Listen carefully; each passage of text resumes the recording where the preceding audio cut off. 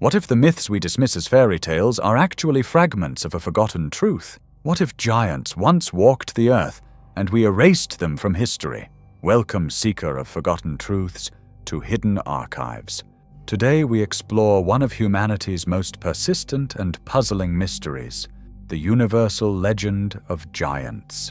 From the frozen lands of Scandinavia to the tropical islands of the Pacific, from the deserts of the Middle East to the mountains of the Americas, every ancient culture speaks of them. Beings of enormous stature, builders of impossible structures, masters of knowledge lost to time. The question is not whether these stories exist.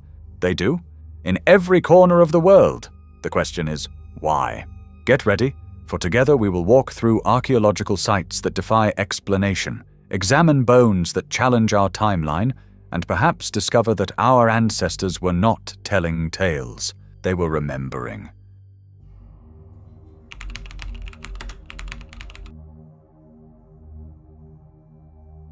Let us begin with a discovery that shook the foundations of anthropology. 1950s. The Euphrates Valley, Turkey.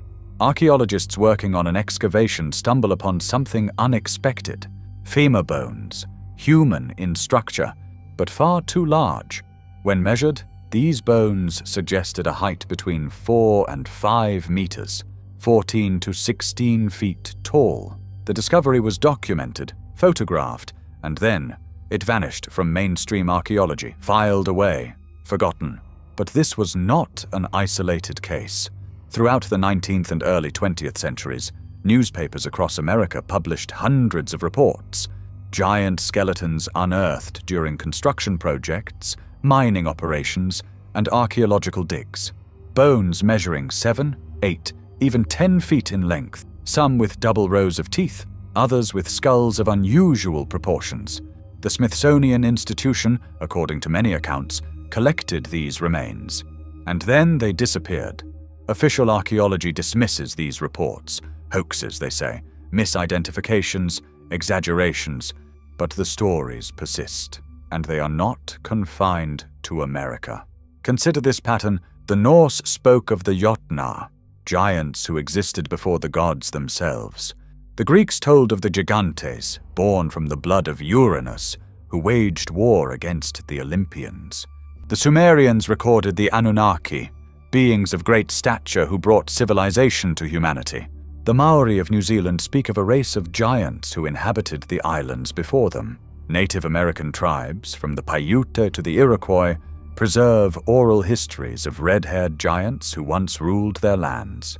Hindu texts describe the Daityas and Danavas, giant beings who possessed advanced knowledge.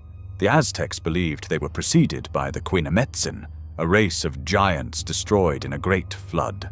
Different continents, different languages, different time periods, yet the same story. How is this possible?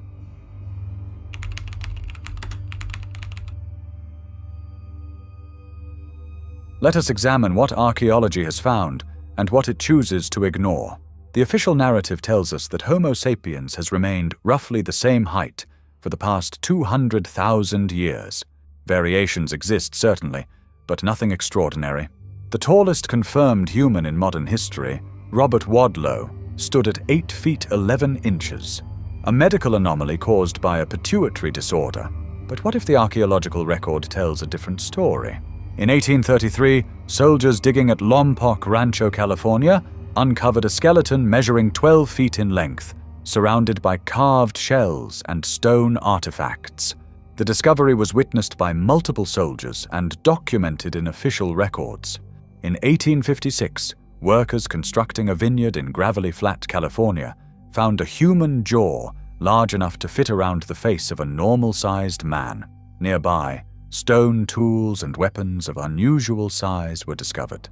In 1891, miners in Crittenden, Arizona, found a sarcophagus carved from limestone. Inside was a mummy measuring 9 feet tall, with features resembling Egyptian burial practices, thousands of miles from Egypt.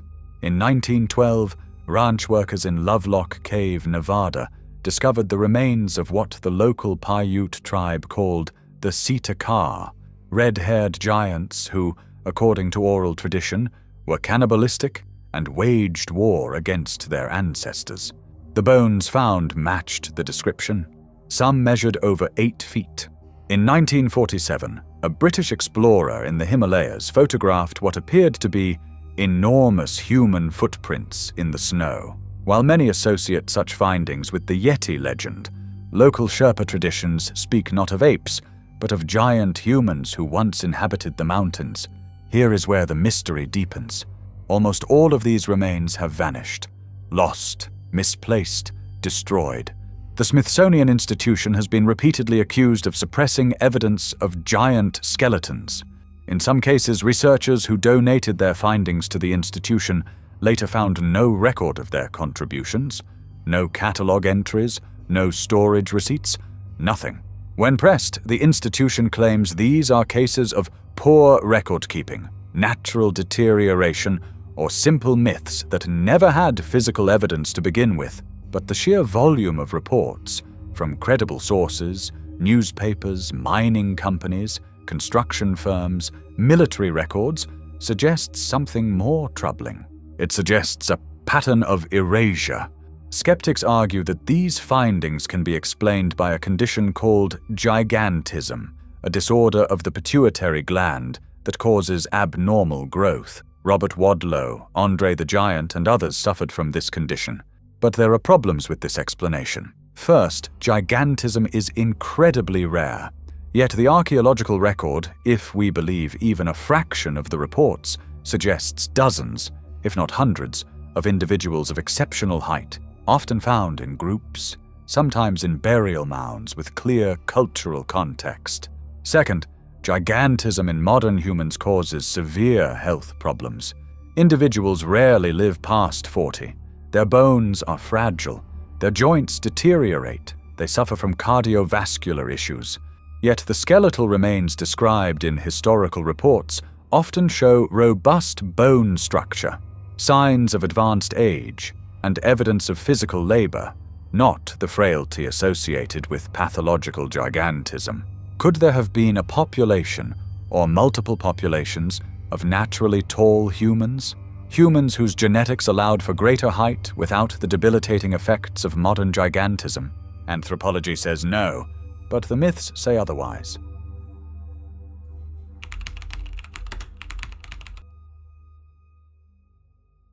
As Carl Jung once said, myths are original revelations of the pre-conscious psyche, involuntary statements about unconscious psychic happenings.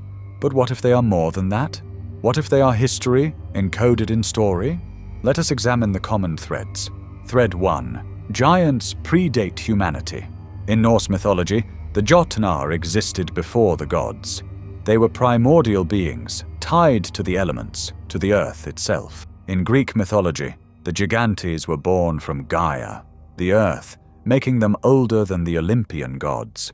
In Sumerian texts, the Anunnaki are described as ancient beings who existed long before the rise of human civilization. The pattern repeats: giants are the first inhabitants. Humanity comes later. Thread 2. Giants possess advanced knowledge. In Greek mythology, Prometheus, a titan, gave humanity fire, a metaphor for advanced technology and knowledge. Polynesian legends speak of giant navigators who crossed vast oceans using knowledge of stars and currents that modern science only recently rediscovered. The Anunnaki, according to Sumerian tablets, taught humanity agriculture, writing, mathematics, and governance. Everywhere we look, giants are associated with the transmission of knowledge that elevated primitive humans into civilized societies. Thread 3. Giants built the impossible. In nearly every culture, the construction of megalithic structures is attributed to giants. The ancient Greeks believed the massive walls of Mycenae and Tiryns were built by the Cyclopes, one-eyed giants of incredible strength. These walls, known as Cyclopean masonry, feature stones weighing up to 20 tons, fitted together without mortar. In Peru, the Inca people did not claim to have built Sacsayhuaman. They attributed it to the giants who came before. In Malta, local tradition holds that the megalithic temples of Gantija were built by a race of giants. The name itself means Giant's Tower. In Ireland, the Giant's Causeway, a geological formation of interlocking basalt columns, was said to be built by the giant Finn McCool. Even Stonehenge in British folklore was sometimes attributed to giants, or to Merlin using magical means to move stones no human could lift. Why this consistent attribution? Perhaps because when ancient people looked at structures like Baalbek, where foundation stones weigh over 800 tons, or Göbekli Tepe, built with technology that shouldn't exist in 9600 BC, the only explanation that made sense was, beings stronger and wiser than us built this. Thread 4. Giants were destroyed in a cataclysm. Almost universally, the myths tell of a great conflict. A war, a flood, a divine punishment. The Greek Gigantes describes a war between the Olympian gods and the Gigantes, ending in the giants' destruction. The Norse Ragnarok speaks of a final battle where the Jotnar and the gods annihilate each other. Sumerian texts describe conflicts between the gods and rebellious Anunnaki. Native American legends speak of the Paiute ancestors waging war against the Sitekar giants, eventually trapping them in Lovelock Cave and burning them alive. The pattern is clear. The giants did not simply fade away. They were destroyed, violently, suddenly, and in nearly every case this destruction coincides with a great flood. Here is where myth and science converge in a disturbing way. Around 12,800 years ago, the Earth experienced a sudden and catastrophic climate event known as the Younger Dryas. Temperatures plummeted, ice sheets advanced, sea levels rose by over 400 feet as glaciers melted. Megafauna went extinct, and any coastal civilizations would have been completely erased. Geologists like Randall Carlson and researchers like Graham Hancock argue that this was not a gradual shift. It was a cataclysm, possibly triggered by a comet impact. Now consider this, the flood myths. Over 200 of them across every inhabited continent all describe the same event. A sudden world-destroying deluge. A rising of waters that consumed the old world. What if the giants were not mythical beings, but a population that existed before this cataclysm? A population that built advanced structures, possessed knowledge we associate with later civilizations, and were wiped out when the world was reshaped? What if the myths are not fantasies but memories, passed down through oral tradition, distorted over millennia, but rooted in a real event?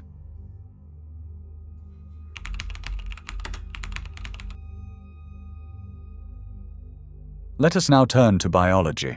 Could giants have existed? Does science allow for it? The answer is yes. In 1935, paleontologist Ralph von Koenigswald discovered massive jawbones and teeth in a Hong Kong apothecary shop. They belonged to an extinct ape called Gigantopithecus blacki. This creature stood over 10 feet tall and weighed up to 1,200 pounds. It existed alongside early humans until roughly 100,000 years ago. If a giant ape could exist, why not a giant human? Modern anthropology recognizes several species of hominids that coexisted with Homo sapiens. Homo neanderthalensis, robust, muscular, with larger brain capacity than modern humans. Denisovans, known only from fragmentary remains, but genetic evidence shows they interbred with Homo sapiens and may have been significantly larger. Homo heidelbergensis, an ancestor species that stood up to 7 feet tall with robust bone structure. We know through DNA analysis that modern humans carry genetic material from Neanderthals and Denisovans. We interbred with them. They were not separate species in the strictest sense. We were compatible.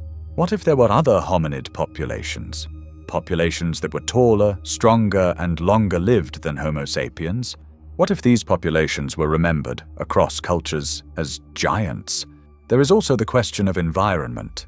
During the Ice Age, oxygen levels were higher, atmospheric pressure was different, and gravity's effects on biology may have allowed for larger body sizes. We know that in the Carboniferous period, 300 million years ago, insects grew to enormous sizes. dragonflies with 2-foot wingspans, because oxygen levels were 35% compared to today's 21%. Could higher oxygen levels have allowed for larger human populations? Some researchers argue yes, that before the Younger Dryas, Earth's atmosphere was different, that life, including human life, could grow larger, live longer, and thrive in ways we cannot replicate today. Then there is the mystery of elongated skulls.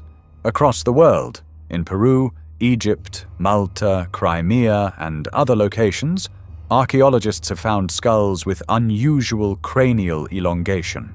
Some of these are clearly the result of artificial cranial deformation, a practice where infant skulls are bound to create a specific shape, but others are different.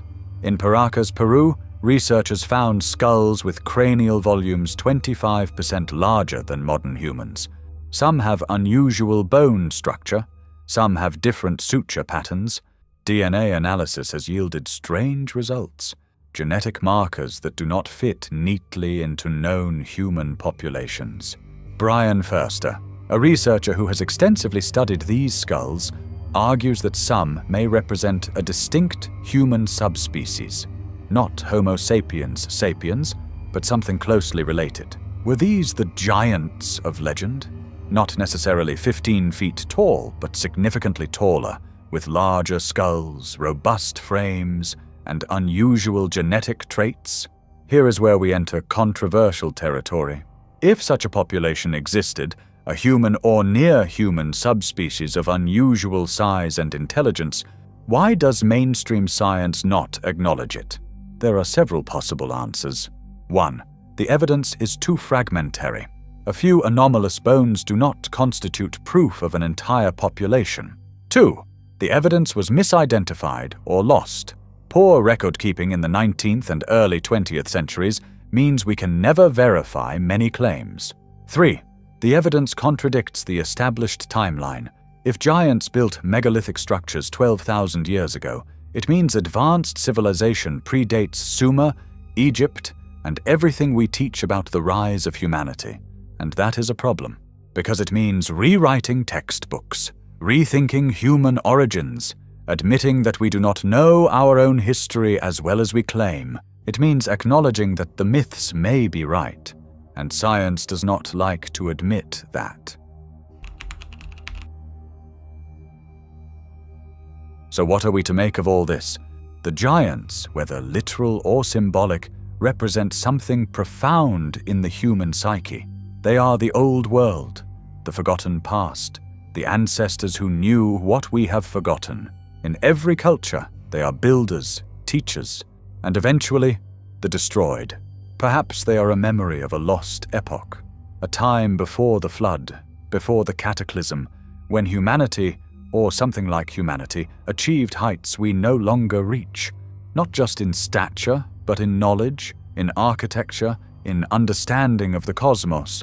Or perhaps they are a metaphor, a way for our ancestors to explain the inexplicable, to look at structures like Göbekli Tepe, the pyramids, Stonehenge, and say, we did not build this. Those who came before us, the giants, they built it. But here is the unsettling truth. If they are a metaphor, why is the metaphor universal? Why do cultures separated by oceans and millennia tell the same story? And if they are a memory, where are the bones? Where is the undeniable proof? The answer may be simpler than we think. As Graham Hancock writes, we are a species with amnesia. We have forgotten something important about our origins, and until we remember, we cannot fully understand who we are. The giants, real or imagined, are that forgotten chapter. The question is not whether giants existed. The question is, what did we lose when they disappeared? What knowledge was buried? What history was erased? What truth have we forgotten? And most importantly, are we ready to remember? Because if the myths are true, even partially true, it means our ancestors were not primitive. It means they witnessed things we cannot explain. It means the timeline of civilization is wrong. It means we are not the first, and we may not be the last. The legends of giants force us to confront a humbling possibility, that history is not a straight line of progress, but a cycle of rise and fall. that before us there were others, and they left behind only stones, myths, and questions. If this journey into the mystery of giants resonated with you, share this video and subscribe to Hidden Archives. Let us know in the comments. Do you believe the giants walked among us, or are they simply shadows of our imagination? The path of discovery is long, and together we can explore the greatest mysteries of our forgotten past. Thank you for watching.